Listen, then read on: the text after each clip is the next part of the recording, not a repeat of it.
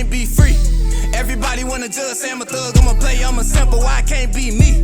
When I walk up in the store, all the Karens get to staring at me. Put my heart in my music, it's still on my sleeve. Everybody been portrayed. So fam, what's the word? It's your boy Trey Montana, aka Spiritual Trey. That's gonna be my new name. I'm going back for the channel, family. You feel me? Because really, Trey Montana is my rap name. He had to come up with a better name for when I'm on my spiritual life coach shit. You feel me? So, it's still Trey Montana, but aka Spiritual Trey. You feel me? So yeah, today we gonna be talking about killing bad habits and giving birth to healthy ones. Now, first things first. What is a habit? I'll let y'all think about that while I sip on my lemon ginger tea.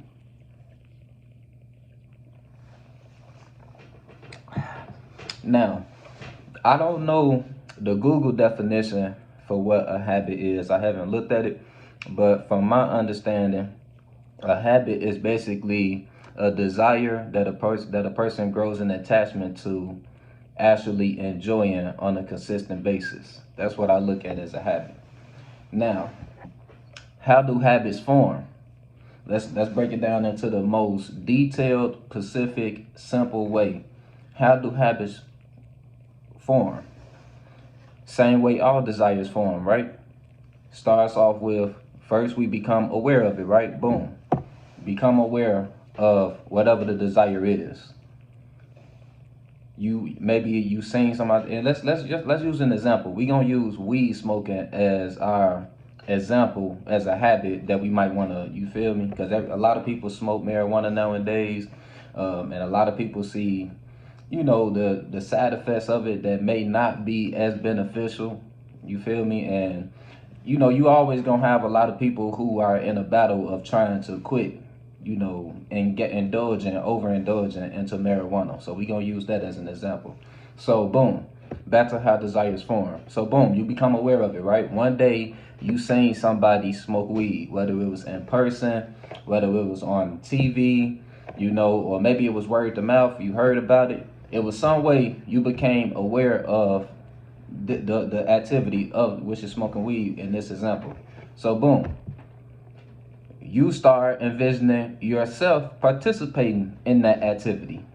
You actually smoking weed, and you begin developing emotional attachment to it, and you can now see yourself being a weed smoker in your mental realm. It's now you're already there mentally. Now it's just manifesting in your mental realm is eventually going to manifest in the physical realm where you actually indulge in the activity. So boom.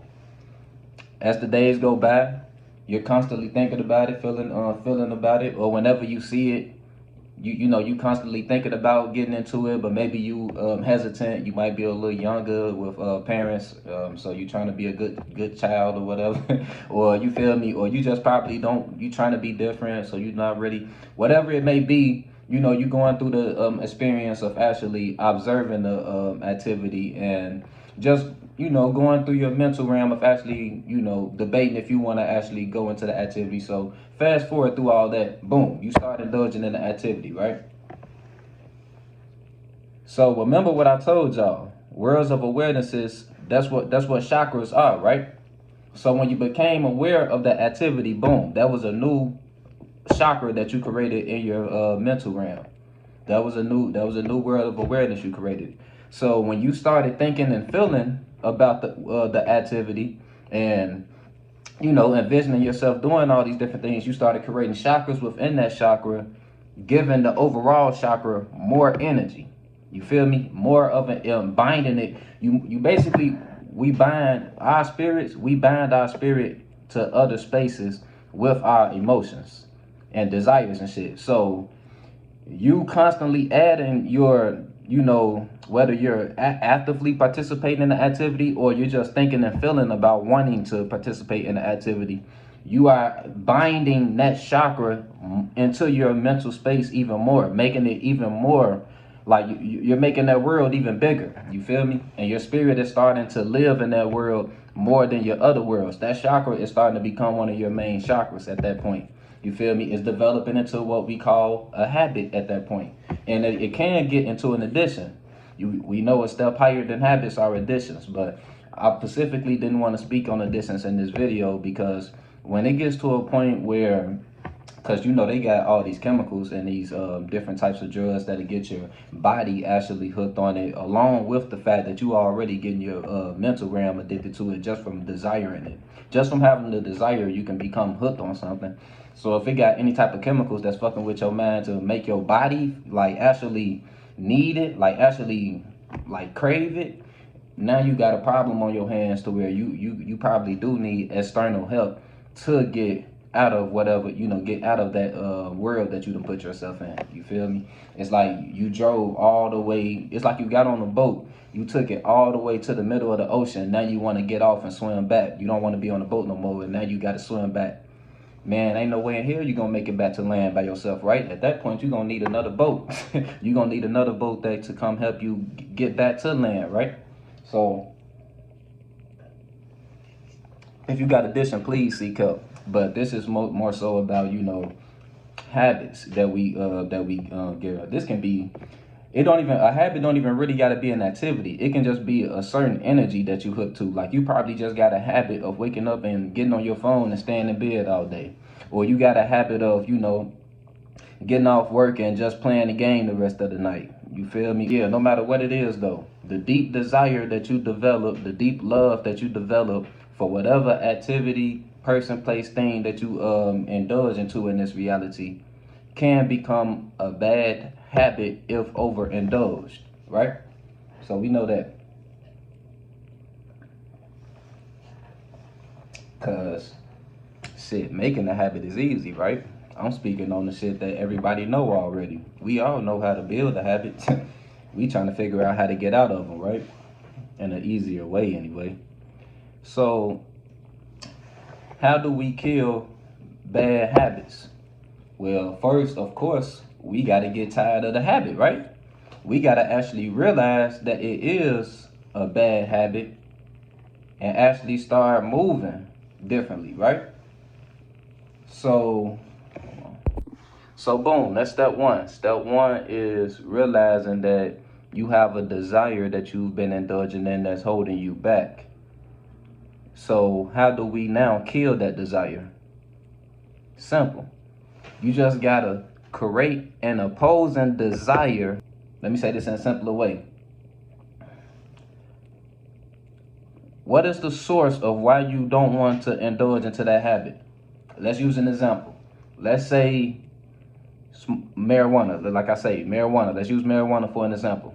Let's say the reason you want to stop smoking marijuana or slow down on it is because when you get high, you tend to get sluggish minded or something. You know, you kind of lose your ambition.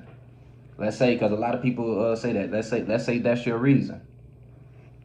And you want to see how it is to be sober and see if you have a lot more energy throughout the day. Because you're probably a person that smoke weed day and night, every day. You feel me? You probably don't even remember how it is to be sober. So boom, there's your source.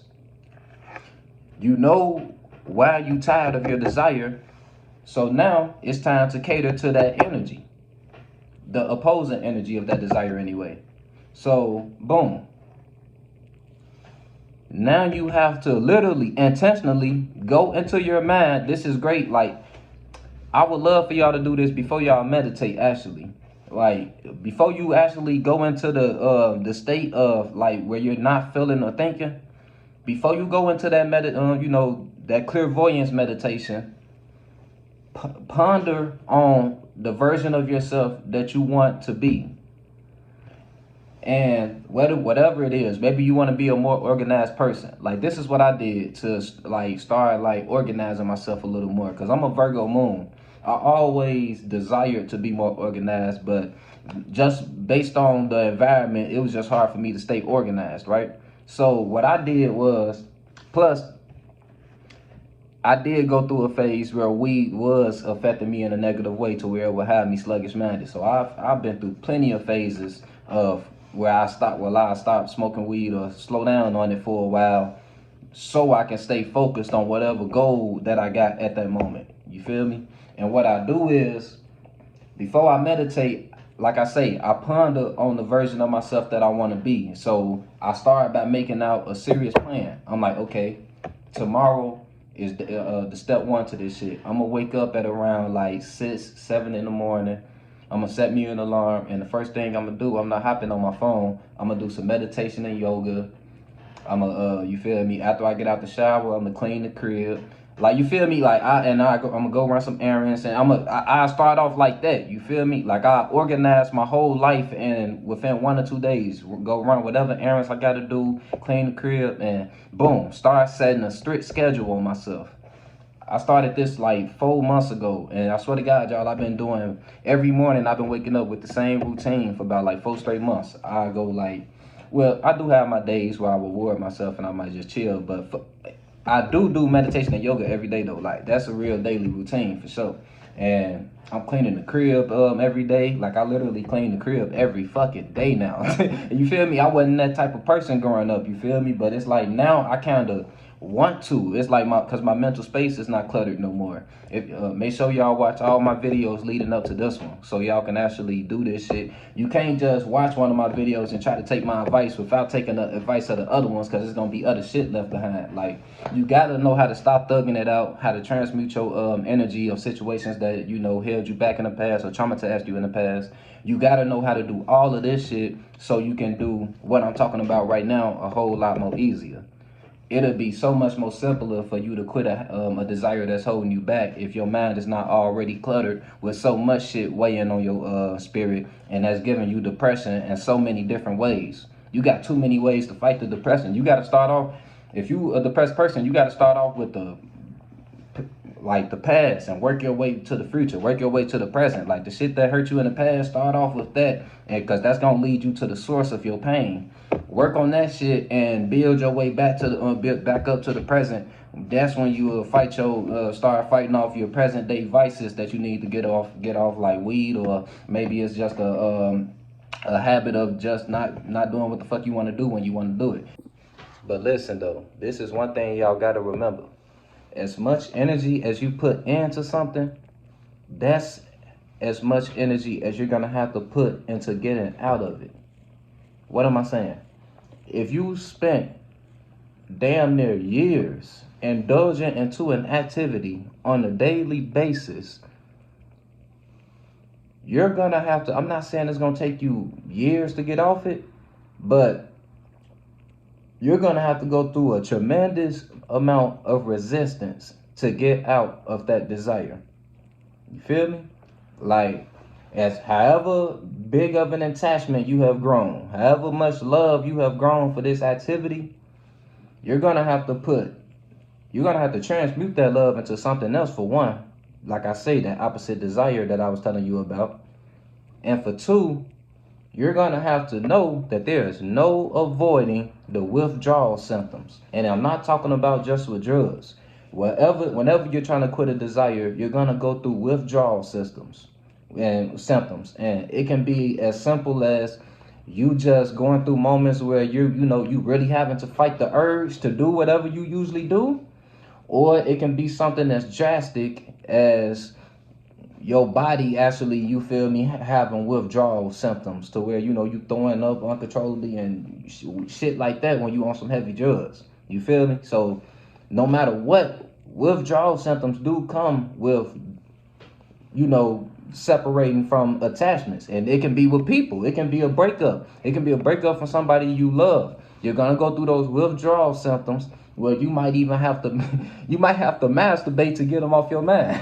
Because you feel me, your body is craving their body so much. You feel me? Like, no matter what, you're gonna go through withdrawal symptoms. So you just have to know it. You done put yourself in that water, you got on the boat, you swam out to the sea, and now you want to get off the boat. Okay, that's cool. You don't gotta stay on the boat, but you're gonna have to swim your ass back to the land, because that boat only going one direction.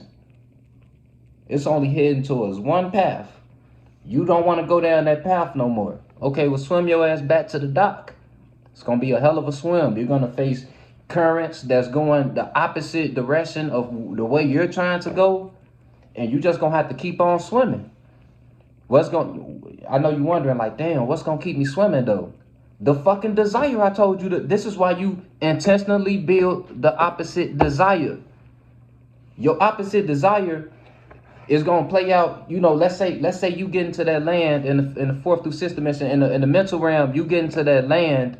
That's your desire to get through the waters, right? In this dimension, I'm basically saying build a desire that even through the withdrawal symptoms, you're gonna still not go back into the ways that were holding you back because you're so set on the path that's keeping you moving forward.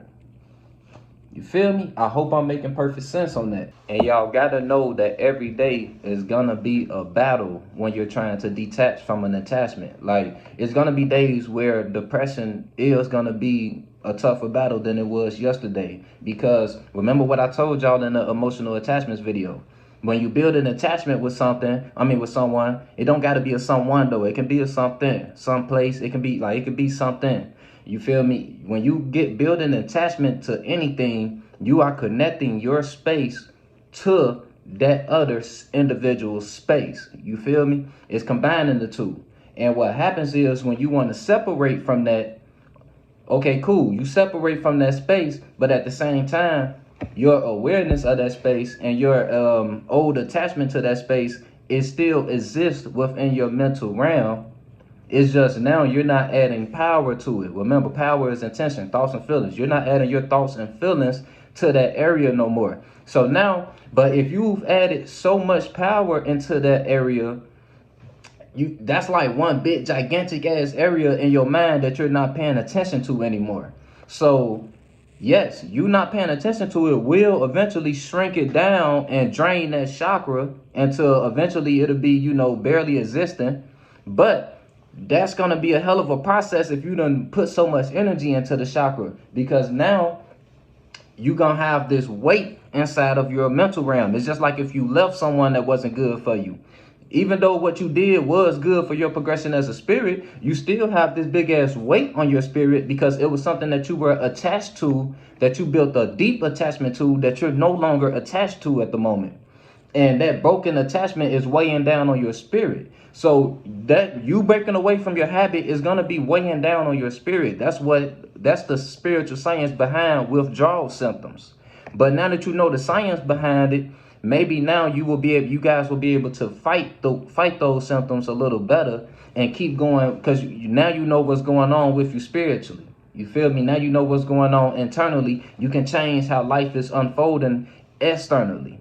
All right, that's about it, family. I'm not going to talk y'all ear off too much. But remember, you are not your mind and you are not your desires. If you get tired of a desire, you have the power to create, just like you created that desire, you have the power to create an opposing desire that can't exist in the same realm as the desire that you're tired of. You feel me? Like, for example, if you're attached to laziness, it's impossible to be attached to laziness and attached to ambition at the same time, right? Right. So if you're tired of being lazy, allow yourself to be excited about getting attached to being more ambitious. But know that if you spent so much time attached to the laziness, you will have to fight through a lot of resistance and have to go against your moves in order to get to the road. In order to get to the fucking road to riches, you're gonna have to go through obstacles. Period. That's all I'm saying. Trey Montana signing out. You are not your man, and don't forget that shit. Period. Love you, family. Oh yeah, one more thing, family. Now, we know that when you are leaving these desires, when you're leaving these worlds of awarenesses that you've gotten attached to, that we call habits, you're gonna leave a big gap in your space, right? You're leaving a gap in your space. So you have to fill that gap with the opposing desire that I was speaking on, right? Right. Now listen, you guys have to know you cannot avoid the energy gates. What am I saying? The desire, okay, let's say you start getting excited about your schedule, right? The new schedule that you're creating for yourself, the plan that you're putting together to get to your new version of yourself. Let's say you starting to get excited about that, right? Those times of the day where you actually get excited to do it, that's the time to get up and do it.